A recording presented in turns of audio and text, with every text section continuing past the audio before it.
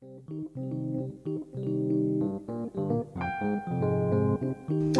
it's Claude, and I'm in the teeny tiny kitchen again, and today, or this time around anyway, we're going to talk turkey. Now, I realize you're seeing this for the first time after I, first drop it off, and it's going to be after Thanksgiving. So it's not going to do you much good for this year, Thanksgiving, but it'll do you all right for Christmas and for future Thanksgivings. So just, settle down a little bit and enjoy the ride. All right. Now, what I'm looking at is today is the Sunday before Thanksgiving. And my Thanksgiving, like so many others, is going to be pretty scaled down compared to the usual gig. So instead of getting an entire turkey, what I've got here is a turkey breast. All right. It's going to be smaller. It's not going to take as long, but the principles are all still there. All right. We want to prepare this turkey for roasting. And here's the problem. When you put a turkey into that oven, turkeys take a long time to cook. And so what happens is the meat gets dry, the skin gets a little icky. It's like, it just makes everybody sad. All right. We don't want that. We want a nice, moist turkey. And the best way to do that is with a process called brining. However, we're going to try another experiment later on, but I'm going to talk to you about the basics of brining. All right. Why do you brine? Okay, as I said, it makes the turkey moister. How does it do that? Well, I'll tell you. The brine, the salt part of the brine, all right, actually helps to bring more moisture into the meat. All right. And the other thing is, if you're going to use some aromatics, and we'll talk about those in a sec, then those will also infuse their way into the meat and will give it a little bit of extra flavor. Turkey's kind of cool in that it tends to take on whatever you do to it. And that's why ground turkey makes a pretty good substitute for ground beef, because you can do all in the seasoning and the turkey itself just becomes kind of a vehicle for the spices that you're putting into it. Not so much with the roasted turkey, but you do want to impart a little bit of extra flavor to it. No big deal, right? Okay, so brining comes in two flavors. All right, you've got wet brining and you've got dry brining. Now, the downside to brining your turkey is that it takes up space in your refrigerator. And that is going to be a problem because chances are, if you are the person making the turkey, you're probably making a whole lot of other things, so you can't necessarily afford the space in the fridge. But if you can do this, great. Maybe you have a second fridge. Better still. I do not recommend using a cooler to hold the turkey because you can't guarantee that it's going to remain cool enough for the entire time that it's being brined. What you can do is, if you've got a fairly small turkey and the space in the fridge, you could actually use the bottom drawer of the crisper, pull it right out, and use that as your container. But anyway, okay, wet brining is pretty easy. You take a cup of kosher salt or rather a 3/4 of a cup of regular table salt, and you mix that into a gallon of water. All right. And then you're going to take your turkey and you're going to put it into a big pot, and you're going to pour the water over the turkey. If the water doesn't cover the turkey, make another mixture. Pour it on. Turkey's got to be covered. Sometimes the turkey will even float a little bit. Put a dinner plate on top of it. Put something heavy on. Get that turkey under the water. This is also the time that you're going to add your aromatics if you're going to do that. I like to use bay leaf and sometimes peppercorns. You could also use allspice berries or cloves, or if you're a little bit adventuresome, maybe some citrus zest, lemon or lime, that kind of thing. Put it all in the water, mix it all up, and then take the whole thing, kit and caboodle, put it into the fridge. All right, that's one way to do it. The other way is to do your dry brining. Now, dry brining takes up a little bit less space in the fridge because you don't have to deal with the big pot. All right, dry brining. Now, when I do dry brining, what I do is I take the turkey after I have set it up, and I'll put it into one of those big honking oven bags and tie it shut. In fact, I'll take that oven bag and I'll put it into a second oven bag just to ensure that the first one doesn't leak, but there's an alternative to that too. Anyway, dry brining is you take about 4 or 5 tablespoons of kosher salt, and then you mix in maybe 3 or 4 bay leaves and you chop them up fine. maybe a teaspoon and a half of thyme or rosemary or sage or some combination, maybe Bell seasoning, which is a bunch of them all together, and about 3/4 of a teaspoon of freshly ground black pepper. Mix those all together with the salt, and then you're just going to take it and rub it all over the outside and the inside of the bird. And sometimes maybe you even want to get under the skin a little bit, because this way the salt doesn't take as long. It has to penetrate the skin and then get into the meat. All right. Now, when you're dry brining, you're going to need it to brine for at least 24 hours per every 5 pounds of meat. All right. So this is going to take a little bit longer. All right. It's going to take it like, at least 48 hours to do, right? 10, 20 pounds. I tend to go about, for 2 to 3 days with the dry brine system. Now, if you don't want to use the bags, the other thing you can do is just take that turkey. Now you got the salt and the spices and whatever else all over the inside and the outside, and you're going to put it onto a big pan and put it in the fridge as is, okay, uncovered. You're horrified? Don't worry, okay, because here's the beauty thing. The air in the fridge is very, very dry. So what it's going to do is it's going to dry that outside surface of your turkey, all right, and make the skin so that it'll be in a really good position to get nice and crispy, all right? If you're worried that it's going to touch other stuff, well, then just tent it loosely with a little bit of, plastic wrap or foil or something like that, but don't get in too tight. When I do it in the bags, though, here's the cool thing, okay?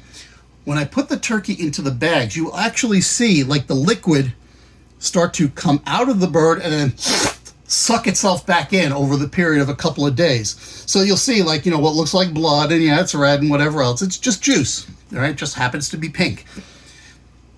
It will get all over the turkey, and then all of a sudden it will disappear again because it's going back into the meat, and that's where you want it to be. All right. So after your brining period, whether wet or dry, you take the turkey out. You're going to rinse off the excess salt, again, inside and outside, and then you're going to pat it dry with some paper towels. You want it nice and dry, okay? Beauty. And then it's ready for roasting and stuffing, right? Okay. Now we're going to get to the experimental end of things. So I saw something just a couple of days ago that suggested that there is an alternative to brining to keep the meat moist without necessarily imparting all those spices right away, all right? It's a little bit of a time saver for the whole cooking process and for the whole preparation process. Hey, this is worth a try, and we're going to do that right now. So this big pot, which sometimes I use for the dry brining, the wet brining rather, and more often than not I use it for making crabs, because I live in Maryland and it's the law, you have to make crabs when you're in Maryland. So all right, so what I have is this big pot. This is a steamer pot, so it's got an insert in it that will hold itself up about this high over the bottom of the pot, just a few inches. I've got some water in there. I started it a little while ago, so it's actually pretty hot already, but we're going to give that a minute to go do its thing and get hot. And the idea behind this is that what you're going to do is steam the turkey, all right, and then from the steamer you let it cool down a little bit and then into the oven, and you wind up saving a little bit of time in the oven, which is nice, and you wind up saving a lot of time and space in your fridge. Better still. All right. While that water is heating up, let me talk to you a little bit about stuffing the bird. We're not going to stuff this guy because that's your cavity, right? Can't do much as far as stuffing this thing. But when you prepare stuffing, and I'll do another video on that, okay? Put the stuffing into the cavity. You want to pack it loosely because that stuff's going to swell up and you don't want it to, ruin your bird, all right? But the other thing, and a lot of people don't seem to do this, is you get this other end of the bird here. This is where the head used to be, okay? This is the butt, right? This is where the head used to be, and you've got this big space here.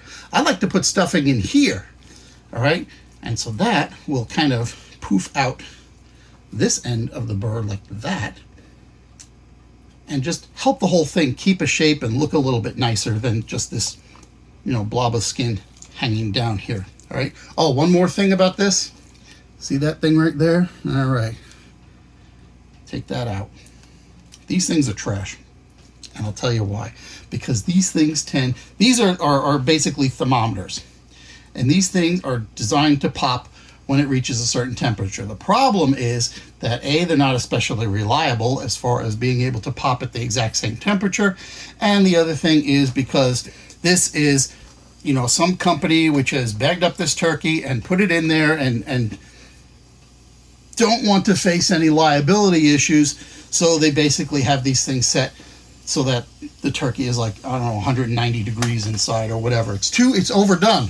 Okay, if that thing's popping, your turkey's overdone. Get yourself a decent thermometer, use that instead. And you don't even have to worry about a thermometer until you suspect you're in the last hour of cooking or so. All right, my water's starting to get noisy over here. It started off pretty warm, but it's had time to cool since I started talking. And, okay, so we got your stuffing, you got your thermometer, we've got your brining. Oh, let me remind you, by the way, when you are brining a turkey, you do not want to brine a turkey that is marked kosher.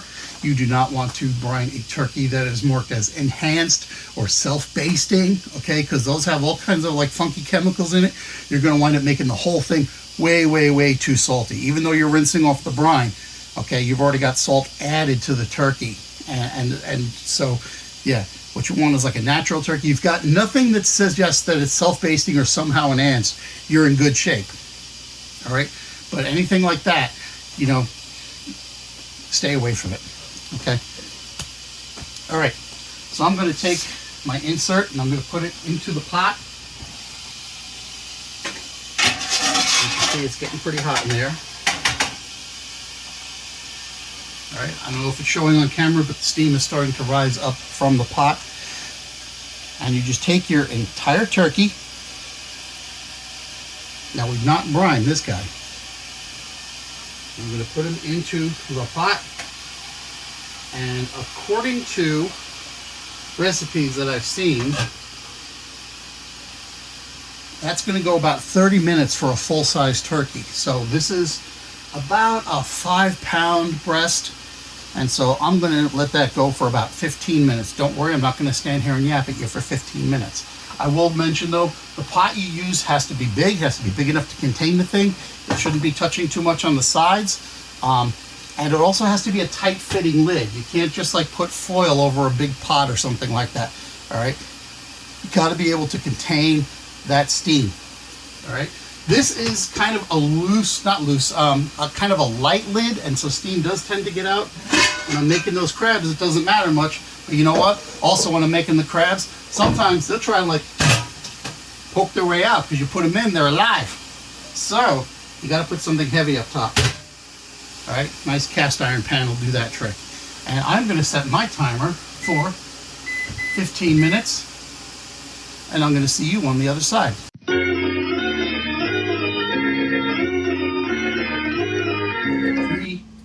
2, 1. All right. Let's see what happens. As I said, this is experimental. Get my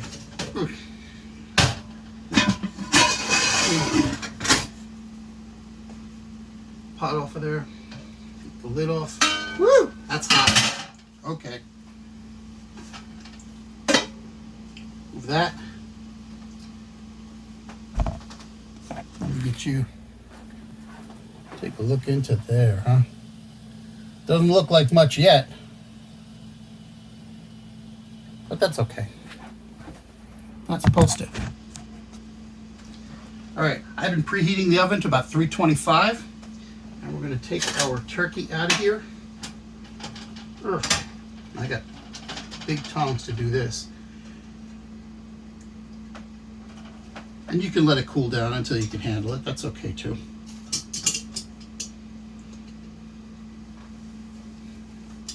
All right. Now what you got down there, that's stock. You can use that. Use that as your base for your gravy later on, okay? Think about that. If your turkey has giblets, throw them in there, let them simmer for a little bit, take them out, whack them up, throw them back in. Okay, giblets make for good gravy. All right, so we've got this, and I'm going to season this guy just a little bit. So I've got some salt, because remember, this is an unsalted bird so far. And I got some pepper. La, la, la. La, la, la. If you steam a whole turkey, by the way, you're going to get a lot more stuff down there because a lot of fat's going to be there to render out. There's not a ton of it in here. And this is Bell seasoning, but my box was falling apart, so I took my Bell seasoning and I put it into a used spice container that I had rinsed out. And I like to be kind of generous with my bells on the outside. La, la, la, la, la. Very good. So I've got it in this pan here. I've got a rack in the bottom of this pan. And we're going to put this in the oven.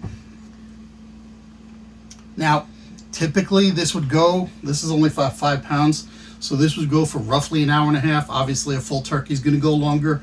Follow some of the directions on the package, but also pay attention to what the thermometer says, okay? In a full-size turkey, you want the breast and the leg to be about 160, 165 degrees. Because you take it out, you're going to let it sit for a little bit, and the temperature is going to come up.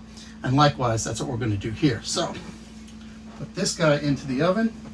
Oh, and before I do that, let me show you a thing I've got here in my oven.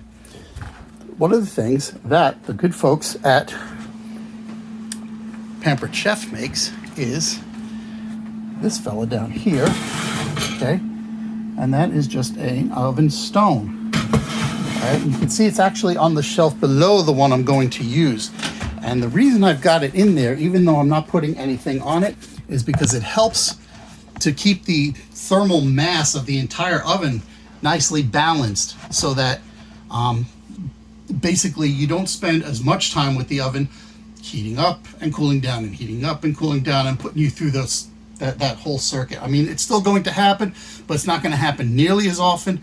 And so you're going to have a steadier temperature all the way around. All right. Okay. Turkey into the oven.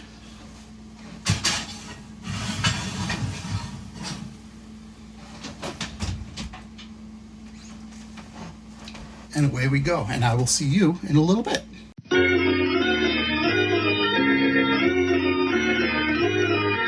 Okay, let's see what we got here. This took a little bit longer than I thought it would. I figured it'd go about an hour and a half or so. It went nearly 2 hours, but that's okay. It's up to temperature. It went to 165. It's been sitting here about 10 minutes or so. So let's see what we've got. Let me take it out of here. Move it over to here. You can see it's still pretty warm, but it's cool enough for me to handle. Now, because this is a breast, all right, there's not a lot of fat on it, so there wasn't a ton of dripping. Not much I can do with that from a gravy standpoint, especially since I used a ceramic pan rather than a metal one. But anyway, we're going to use something else for gravy, remember? It looks pretty good. It browned nicely up here, not so much down here. And I think, for a first effort, it's not too bad. I think what I would do next time, since it's on a rack, is maybe roast it on this side, go about halfway, and then roast it on the other side. But other than that, it's looking okay. But that's not where the real test is. Now, is it? Let's get ourselves a knife. I'm going to just cut right into the skin, and I'm cutting along the breastbone here. All right. All the way down and then get through the skin up top.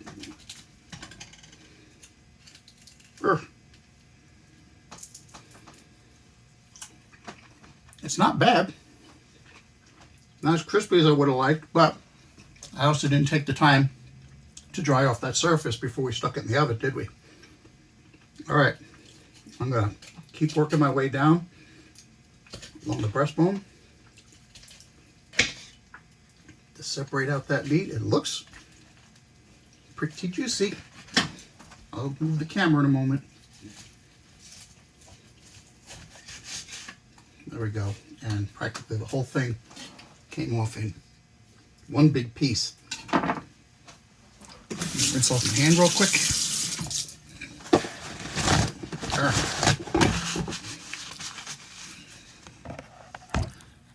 Move this.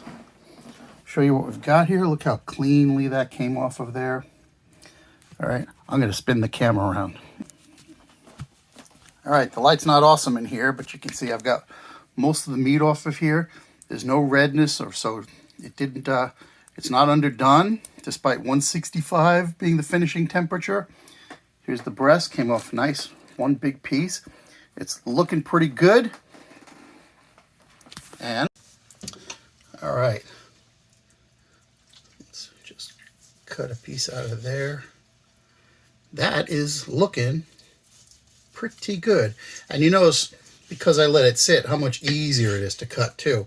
If you cut when it's still too warm, it's going to fall apart on you. Nobody likes that, because then you wind up with, like, you know, shredded turkey dust. But that is looking pretty good. I need to sharpen my knife is what I need to do. But of course, there's one test left.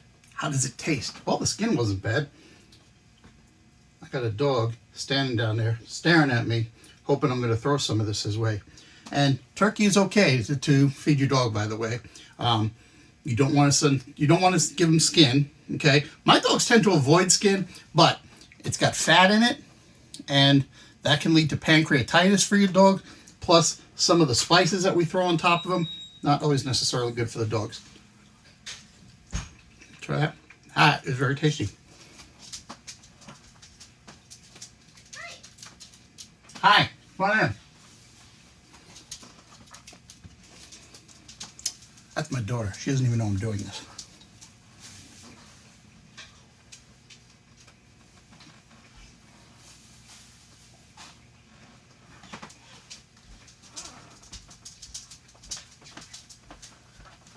What? You're just in time to participate in the experiment. That's Adrian. That's my daughter. She's not on camera there. Lean in. Say hi. Okay. So we did an experiment today. Okay. All right. Instead of brining the turkey, I steamed it, and then I roasted it. All right. And you were just in time to try it. Okay.